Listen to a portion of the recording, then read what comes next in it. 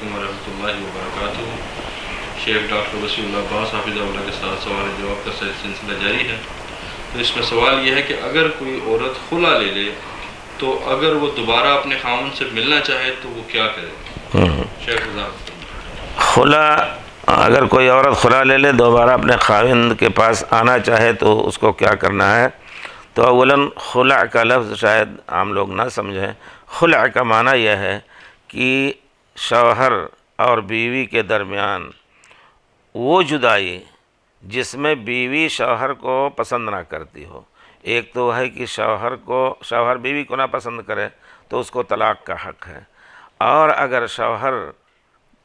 بیوی کسی وجہ سے شوہر کو ناپسند کر رہی ہے تو بیوی کے لیے جائز ہے کہ شوہر سے خلا لے۔ طلاق نہیں دے رہا ہے، طلاق دے گا تو جو مہر دیا ہے اس نے وہ مہر شوہر واپس نہیں لے سکتا، لیکن خلا کی صورت میں شوہر کے لیے جائز ہے کہ وہ جو مہر دیے ہے یا جو چیز شادی میں دیے ہے اس کو واپس لے سکتا ہے۔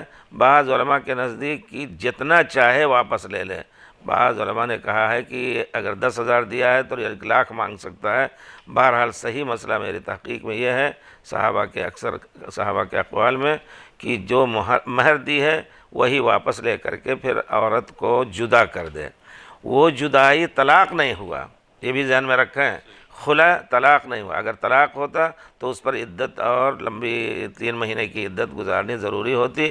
اب اس کے اوپر ایک حیض کا آنا کافی ہے، اور پھر وہ اگر پہلے شوہر کے پاس واپس آ سکتی ہے تو نئے نکاح سے واپس آ جائے۔ بہت ہی آسان مسئلہ ہے خلا کی صورت۔